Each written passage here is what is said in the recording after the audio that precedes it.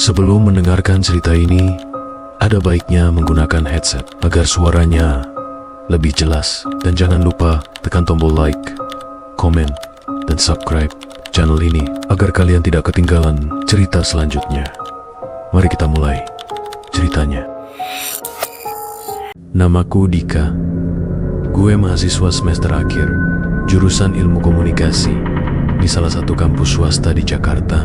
Libur semester kemarin, gue ikut teman satu angkatan gue, namanya Rian, buat tugas dokumenter budaya. Awalnya kita mau ke daerah Jawa Tengah, tapi karena rekomendasi dari dosen dan temennya Ryan yang anak antropologi, kita malah berakhir ke sebuah desa yang cukup terpencil di Banten, namanya Kampung Baduy Dalam. Perjalanan ke sana bukan main. Jauhnya dari Jakarta, kita naik kereta, terus lanjut angkot, terus jalan kaki, berjam-jam. Serius, di situ bener-bener nggak ada listrik, nggak ada sinyal, dan suasananya, gua akuin, tenang banget, damai, tapi juga kerasa asing. Kayak lo masuk ke dunia lain. Orang-orang di sana ramah, tapi agak tertutup. Mereka punya aturan yang ketat soal tamu, nggak boleh motret sembarangan, nggak boleh pakai sepatu. Bahkan kita diminta buat nggak bawa makanan kemasan dari luar. Tapi karena kita datang dengan niat baik, mau bikin dokumenter soal budaya mereka, akhirnya kita diizinkan nginep 3 malam di salah satu rumah warga. Hari pertama dan kedua berlalu tanpa masalah. Kita ngobrol sama beberapa warga, wawancara tentang kehidupan mereka, dan tentu aja Rian sibuk banget ambil footage meski cuma pakai kamera kecil karena dilarang bawa peralatan besar. Gue pribadi sih lebih banyak amatin aja. Ada sesuatu dari suasana kampung itu yang bikin gue ngerasa, gak tahu ya, kayak adem, tapi sekaligus bikin merinding. Di malam hari, suara alamnya begitu nyata. Ada jangkrik, suara burung malam, bahkan kadang gue denger suara nyanyian samar-samar. Tapi waktu gue tanya ke warga, mereka cuma bilang itu suara angin. Aneh aja sih, soalnya suara itu kayak suara perempuan, lirih, dan kadang nadanya kayak nyinden. Nah, masuk ke hari ketiga, hari terakhir kita di sana. Setelah sarapan, salah satu tetua kampung, namanya Abah Sarka, manggil gue buat ke rumahnya. Gue sempet mikir gue ngelakuin kesalahan apa, karena wajahnya serius banget. Tapi pas nyampe, ternyata dia nyodorin gue sesuatu. Benda kecil, dibungkus kain putih lusuh. Gak ada tali, cuma dilipat rapat kayak bungkusan kado. Gue terima itu dengan 2 tangan, sambil sedikit bingung. Ini apa ya, Bah? Abah Sarka cuma senyum tipis, tapi matanya tajam. Itu hadiah, oleh-oleh buat kamu. Tapi ingat, jangan pernah pisahkan dia dari pembungkusnya. Simpan aja, jangan dibuka. Kenapa nggak boleh dibuka, Bah? Gue tanya sambil nyoba ketawa kecil. Karena dia bukan buat dilihat, tapi buat dijaga.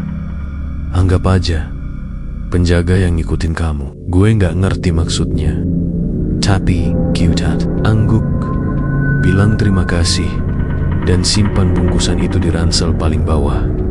Sorenya kita pamit. Para warga nganter kita sampai batas kampung, dan sebelum berpisah, Abah Sarka sempat bisik ke gue, kalau kamu mimpi aneh, jangan lawan. Dan gue senyum sopan, walau dalam hati mikir, oke, makin serem aja ini orang. Perjalanan pulang lancar, tapi begitu sampai kosan, gue langsung bongkar ransel dan nemuin lagi bungkusan putih itu. Entah kenapa, rasa penasaran gue mengalahkan rasa takut. Gue buka pelan-pelan. Dalamnya boneka kecil dari kayu, sekitar 15 cm, berbentuk seperti manusia, tapi bentuk mukanya aneh. Ukirannya halus, tapi matanya gede, mulutnya lebar, dan ada semacam garis di dahi yang kayak bekas luka. Tangannya kaku, dan bagian kakinya kayak dililit tali rotan kecil. Gue terdiam beberapa detik. Rasanya gak nyaman, Tapi di sisi lain, ada yang bikin gue pengen terus mandangin boneka itu. Gue jadi mikir, ini beneran boneka penjaga atau boneka adat buat upacara. Tapi karena udah kadung dibuka, ya gue taruh aja di rak buku bareng koleksi figurin dan souvenir gue yang lain. Gue sempet mikir buat bungkus lagi, tapi kain putihnya tadi udah agak robek pas dibuka, jadi gue tinggalin aja. Malamnya gak terjadi apa-apa. Gue nonton, makan, terus tidur kayak biasa. Tapi paginya, gue ngerasa tidur gue gak nyenyak. Gue mimpi aneh. Gue berdiri di tengah hutan, sendirian, kabut tebal. Dan di depan gue, ada boneka kayu itu, tapi lebih besar, seukuran anak kecil. Dia berdiri aja, nggak ngapa-ngapain, tapi mata kayunya kelihatan merah samar. Gua bangun dengan jantung berdebar, tapi mikir itu cuma mimpi, karena tadi gue lihat bonekanya sebelum tidur. Hari-hari berikutnya berjalan biasa, tapi ada yang mulai aneh. Temen kos gue, si Rio, sempet komentar waktu lagi main ke kamar. "Lu naruh mainan baru ya, serem amat.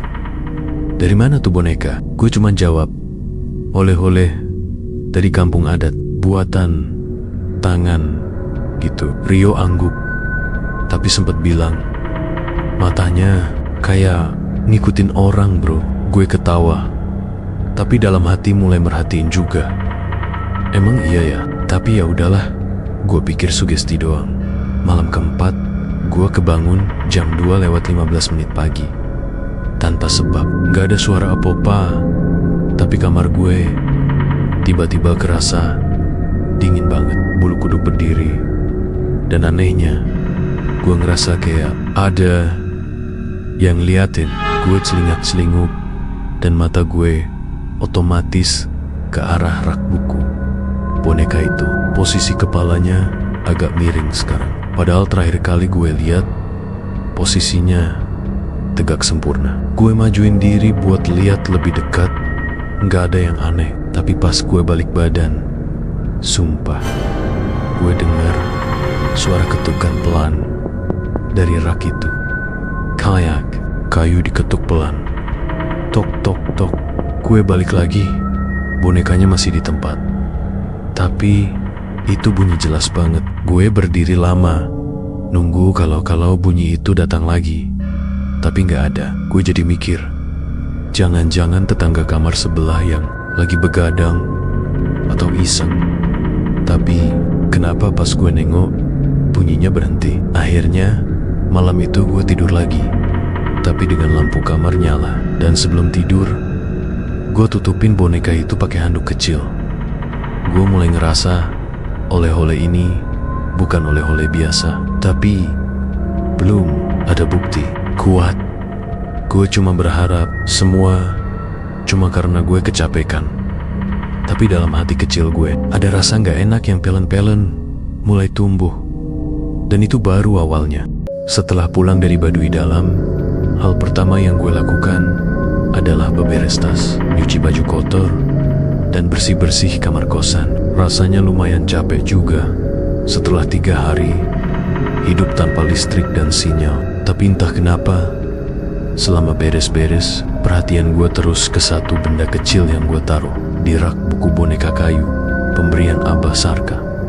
Boneka itu kecil, kira-kira seukuran telapak tangan. Ukirannya kasar, tapi jelas banget.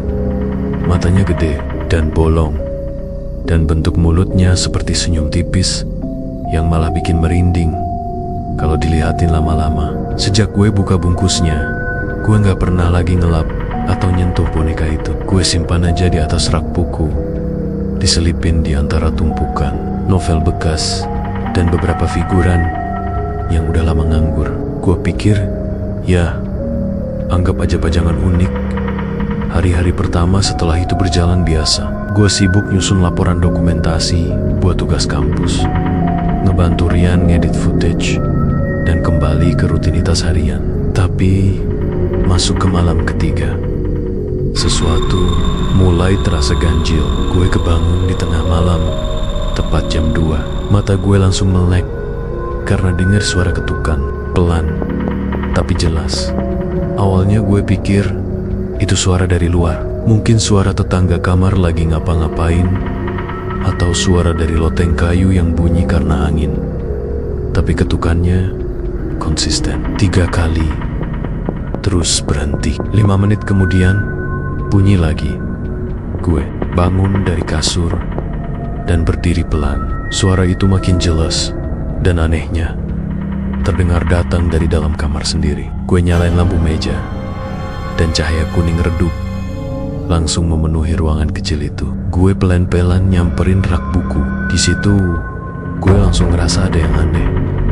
Boneka kayu itu gue inget banget sebelumnya gue taruh menghadap ke kiri. Posisinya agak nunduk dikit, tapi sekarang dia menghadap lurus ke depan, tepat ke arah tempat tidur gue. Posisi kepalanya agak miring, dan tangan kayunya seperti lebih rapat. Gue ngerasa jantung gue mulai berdetak lebih cepat, tapi gue masih coba mikir logis. Mungkin waktu bersih-bersih kemarin, tanpa sadar gue geser, pikir gue. Tapi logika itu langsung runtuh waktu gue inget gue belum sentuh rak itu sama sekali sejak naruh boneka. Lagi pula boneka kayu kayak gitu mana bisa jalan sendiri kan? Gue majuin tangan mau nyentuh boneka itu, tapi entah kenapa tangan gue berhenti sendiri. Ada semacam hawa dingin yang naik dari ujung jari sampai ke leher. Akhirnya gue batal nyentuh dan langsung balik ke kasur. Gue tarik selimut sampai dagu, dan malam itu gue nggak bisa tidur lagi sampai subuh. Besoknya gue cerita ke Rio. Dia cuma ketawa kecil dan bilang, "Ah, lo kebanyakan nonton horor bro.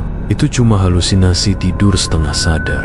Gue senyum aja, walau dalam hati tetap ngerasa nggak nyaman. Gue coba percaya itu cuma sugesti. Tapi malam selanjutnya gangguan itu makin jadi. Sekitar jam 2:10 gue kebangun lagi kali. Ini bukan karena ketukan, tapi ada suara lain. Suara kayak kain disobek, pelan tapi panjang, kayak lo sobek kain tua yang udah rapuh. Gue duduk di kasur, nahan napas. Lampu kamar masih mati, tapi mata gue cukup terbiasa sama gelap buat bisa ngelihat samar-samar ke arah rak. Gue nyalain lampu meja lagi. Pelan-pelan gue jalan ke sana, dan di situ kain pembungkus boneka yang dulu udah gue lipat rapi dan taruh di sampingnya sekarang sobek. Serius, sobeknya itu bukan robek karena sobekan biasa, tapi kayak ada yang narik kuat dari 2 sisi. Ujungnya berserabut, dan bagian tengahnya robek panjang membentuk huruf V terbalik. Jantung gue makin gak karuan, bulu kuduk berdiri semua. Gue tatap bonekanya lama. Posisi kepalanya sekarang makin miring, seolah-olah dia ngedengar sesuatu atau ngeliat sesuatu. Gue langsung balik badan, keluar kamar, dan duduk di ruang tengah. Diam, dingin, mikir keras. Gue mulai sadar, ini bukan soal lo percaya atau enggak sama hal gaib. Ini udah kejadian langsung di depan mata, dan yang paling bikin gue parno, semua kejadian aneh itu mulai muncul setelah kain pembungkusnya terbuka. Malam itu gue mutusin buat coba bungkus lagi bonekanya pakai kain lain. Gue ambil kain flanel dari lemari dan bungkus pelan-pelan sambil baca doa dalam hati. Gue gak tahu doa apa yang harus dibaca, jadi gue cuma minta perlindungan sama Tuhan. Semoga ini cuma ujian. Tapi besok paginya waktu gue bangun, kain itu udah jatuh ke lantai. Gak sobek, tapi kebuka sendiri, kayak dilonggarin dari dalam. Bonekanya berdiri di posisi yang sama, tapi sekarang di bagian matanya ada bayangan hitam samar.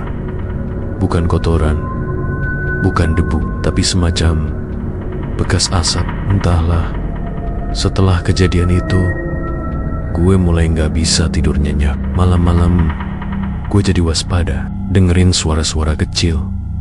Dan tiap kali gue coba tidur, pasti ada aja gangguan. Kadang suara pintu lemari kayu yang bunyi sendiri, Kadang suara langkah kaki kecil di lantai. Pernah sekali gue mimpi, gue lagi jalan di lorong gelap, dan di ujungnya ada boneka itu. Tapi dia tinggi, badannya masih kayu, tapi matanya merah, dan dia nunjuk ke arah gue. Gue bangun sambil teriak malam itu. Rio sampai gedor kamar gue, nanya kenapa. Gue cuma bilang mimpi buruk, dan gak jelasin lebih jauh. Semenjak itu Rio mulai jarang main ke kamar gue lagi. Gue sadar ini gak bisa terus kayak gini. Boneka itu bukan boneka biasa. Dia membawa sesuatu, entah itu arwah, energi, atau entitas yang gue sendiri gak ngerti. Tapi satu hal yang gue yakin, semua ini baru awalnya. Dan malam-malam berikutnya, gue ngerasa dia mulai sadar kalau gue takut.